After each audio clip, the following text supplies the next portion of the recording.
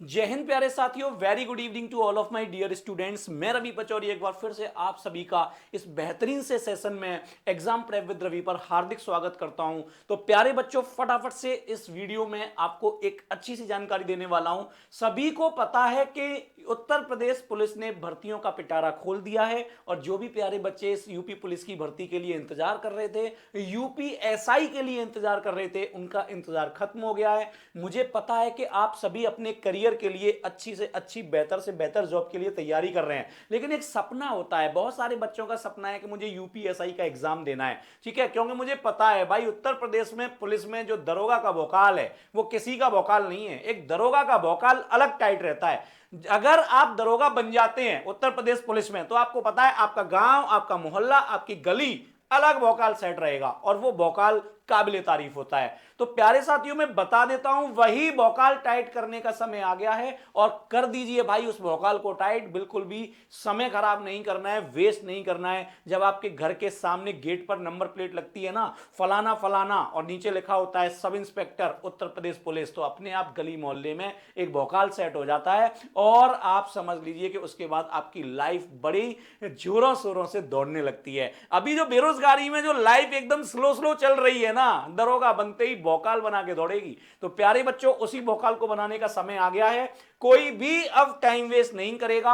मैं last video में आपके सामने इंफॉर्मेशन लेके आया था, जिस दिन उत्तर प्रदेश पुलिस ने, भर्ती बोर्ड ने ट्वीट करके ये इंफॉर्मेशन दे दी थी कि अब हमने भर्तियों का पिटारा खोल दिया है। उसी में हम आगे की कड़ी में आज लेके चल रहे हैं यूपीएसआई न्यू वैकेंसी 2025, जिसमें पदों की संख्या है 4543। फॉर्म कब से भरे जाएंगे, क्या है qualification, physical, age limit, full details about it. दरोगा बनना है तो उसके लिए क्या क्या डिटेल्स की जरूरत है वो आज की क्लास में आपको देने वाला हूं। ठीक है भाई, चलिए तो स्टार्ट करते हैं भाई। न्यू वैकेंसी यूपीएसआई 2025, जिसमें पदों की संख्या जो रहने वाली है आप सभी जानते हैं। आप इतने दिन से इन्हीं इंफॉर्मेशन को सारी जगह से देख रहे होंगे कि पदों की संख्या जो है वो 4543 है और वो मैं आपको अपनी लास्ट वीडियो में भी बता चुका हूं। ठीक है, इसकी जो शैक्षणिक अर्हता यानी शैक्षणिक योग्यता यानी एजुकेशनल क्वालिफिकेशन, यानी दरोगा बनने के लिए आपको कितना पढ़ा लिखा होना चाहिए, तो वो है स्नातक, जिसको हम कहते हैं ग्रेजुएट। ग्रेजुएट में आपके बीएससी, बीकॉम और बीए, बीबीए और जो भी ग्रेजुएट कोर्सेज हैं वो सारे के सारे हम इसमें एप्लीकेबल करते हैं। आप किसी भी एक रिकॉग्नाइज्ड यूनिवर्सिटी से आपका ग्रेजुएशन पूरा होना चाहिए। जैसे कि मैं आपको बता दूं ग्रेजुएशन क्या है भाई। ग्रेजुएशन कब तक पूरा होना चाहिए, ये हमने एक इंफॉर्मेशन देखी थी कहां पर, उत्तर प्रदेश पुलिस भर्ती बोर्ड के ट्विटर के माध्यम से उन्होंने हमें ये इंफॉर्मेशन दिया था। उत्तर प्रदेश पुलिस भर्ती एवं प्रोन्नति बोर्ड को मुख्यालय पुलिस महानिदेशक उत्तर प्रदेश पुलिस से उप निरीक्षक पद हेतु 4543 यानी 4543 पदों का अध्याचन प्राप्त हुआ है, जिसमें उप निरीक्षक इतने इतने इतने सारे, और यहां पर एक लाइन लिखी हुई है, उक्त विज्ञप्ति का प्रकाशन अप्रैल माह के अंत तक संभावित है। यानी फॉर्म कब से भरे जाएंगे, विज्ञप्ति आ रही है अप्रैल माह, अप्रैल शुरू हो चुका है आज से अप्रैल, और अप्रैल के लास्ट वीक में यानी लास्ट सप्ताह में यानी महीने के अंत में आपको इसकी विज्ञप्ति यानी कि नोटिफिकेशन देखने को मिल सकती है। और हम ये मान के चलेंगे कि एग्जाम अब दूर नहीं है। अगर अप्रैल में फॉर्म भरना शुरू हो जाता है तो अब एग्जाम दूर नहीं है और आपके पास टाइम नहीं है। ठीक है प्यारे बच्चों, तो अगर ये अप्रैल के लास्ट वीक में या अप्रैल के एंड तक नोटिफिकेशन आता है, तो अभी हम जो यहां पर डिस्कस कर रहे थे कि क्या होना चाहिए एजुकेशनल क्वालिफिकेशन, स्नातक, तो मैं आपको बता दूं कि 1 जुलाई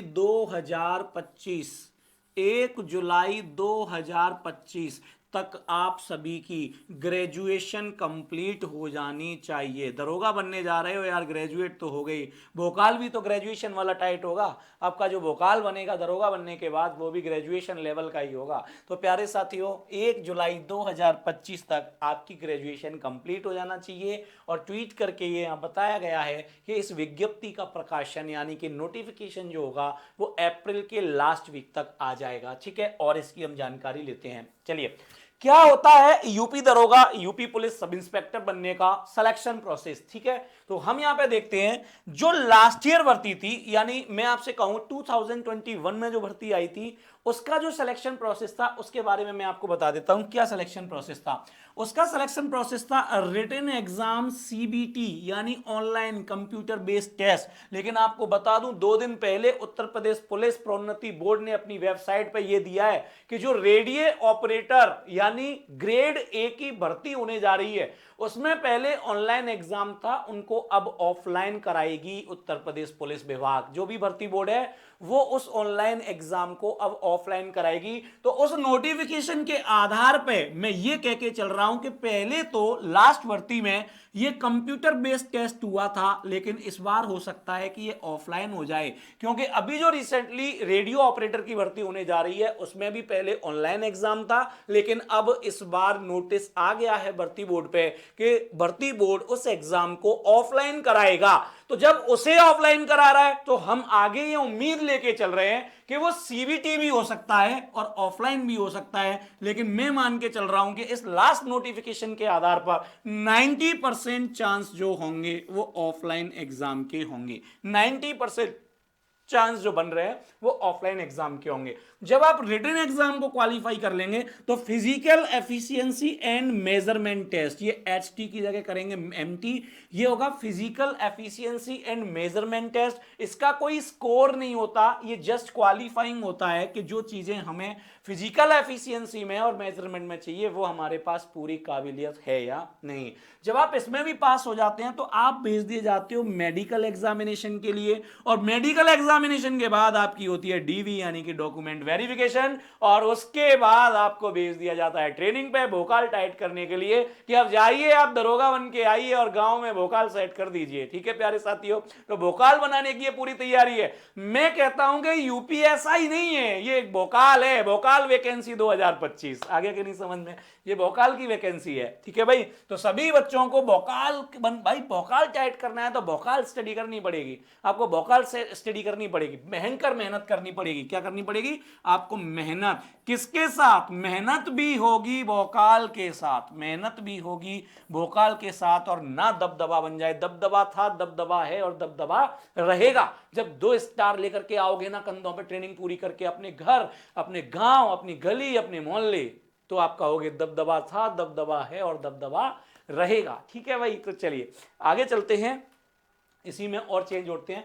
एज लिमिट की अगर हम बात करें, Uttar Pradesh police sub inspector का एग्जाम जो देने आप जाओगे उसमें एज लिमिट की अगर हम बात करें, जनरल कैटेगरी की अगर हम बात करते हैं, जनरल कैटेगरी में ही हम ईडब्ल्यूएस को भी लिख देते हैं, ईडब्ल्यूएस इकोनॉमिक वीकर सेक्शन। अगर हम इनकी बात करें तो 21 से 28 वर्ष होती है। कितनी होती है? 21 से 28 वर्ष। तो जो प्यारे साथी अभी 28 वर्ष के नहीं हुए हैं, जो भी प्यारे साथी अभी 28 वर्ष के नहीं हुए हैं, अब लग जाइए यार, जितना भी जोश एंड जुनून आपके साथ है ना, जितना भी जोश एंड जुनून है वो तैयारी में लगा दीजिए। इनको कोई भी आयु सीमा में छूट नहीं है क्योंकि जनरल कैंडिडेट है। ठीक है, ओबीसी कैटेगरी की हम बात करें तो इनकी जो एज लिमिट है वो 21 से 33 है, लेकिन इसमें 5 वर्ष की जो एज रिलैक्सेशन में काउंटेड है, यानी 21 से 28 के बाद इनको 5 साल का एज रिलैक्सेशन दिया जाता है, तो ये 33 साल तक हो जाते हैं। इसके बाद एससी और एसटी कैटेगरी की बात करूं तो 21 से 33 हो जाती है और 5 वर्ष की छूट हो जाती है। 5 वर्ष की इसमें छूट सहित अगर हम इसकी बात करेंगे तो ये हो जाता है आपका 21 से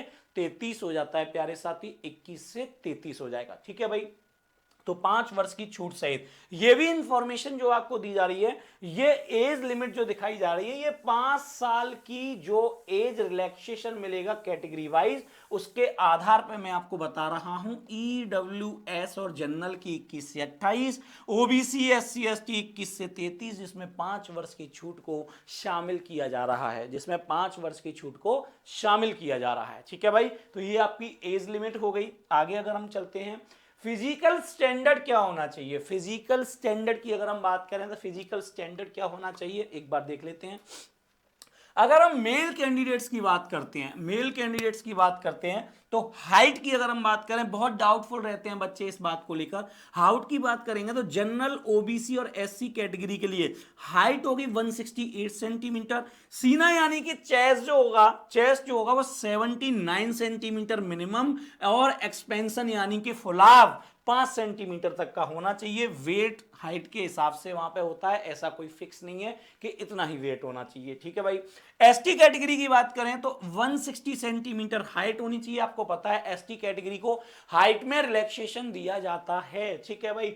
और अगर हम चेस्ट की बात करते हैं तो 77 सेंटीमीटर, फुलाव चाहिए 5 सेंटीमीटर का, ठीक है। यही हम फीमेल कैंडिडेट्स के लिए बात करें तो अगर हम हाइट की बात करते हैं, ये फीमेल कैंडिडेट्स को बहुत सा डाउट रहता है इसमें कि हमारी हाइट है नहीं है, क्या करें, कैसे होगा। तो मैं आपको बता देता हूं 152 सेंटीमीटर होनी चाहिए जनरल, ओबीसी एंड एससी के लिए। एसटी की बात करें तो 147 सेंटीमीटर हाइट की हमें जरूरत है। बहुत ज्यादा कोई ऐसी हाइट नहीं चाहिए हमें, बहुत नॉर्मल सी हाइट है, और जितनी भी इतनी हाइट बैठती है वो सारे तैयारी में लग जाइए। वेट की अगर हम बात करें तो मिनिमम 40 केजी गर्ल्स के लिए ये वेट होना चाहिए। इससे नीचे अगर आप जाते हैं तो वो आप लूज वेट में चले जाएंगे, आप मतलब फिजिकली जो आपका मेजरमेंट टेस्ट है उसमें आप काबिल नहीं पाए जाओगे, ठीक है प्यारे साथी। चलते हैं आगे।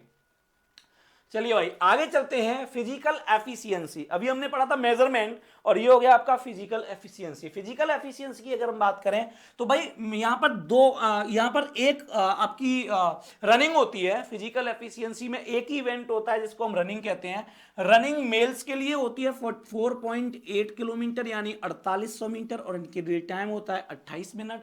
और अगर महिला कैंडिडेट्स यानी फीमेल यानी गर्ल्स की बात करते हैं तो ये होता है 2.4 किलोमीटर। अगर मीटर में बात करें तो 2400 मीटर, और इनको टाइम मिलता है 16 मिनट। यानी 16 मिनट में मेरी प्यारी छोटी बहनों को और सभी जितनी भी स्टूडेंट्स हैं जो दरोगा बनना चाहती हैं उनको रनिंग करनी होगी कितनी, आपकी 2400 मीटर यानी 2.4 किलोमीटर 16 मिनट में, और इनको करनी होगी 4.8 किलोमीटर 4800 मीटर 28 मिनट में, ठीक है प्यारे साथी। चलिए, तो ये थी पूरी इंफॉर्मेशन यूपीएसआई की जो न्यू वैकेंसी 2025 आ रही है उसके लिए। कब फॉर्म आने वाले हैं, अप्रैल के लास्ट वीक में फॉर्म आ जाएंगे आपके।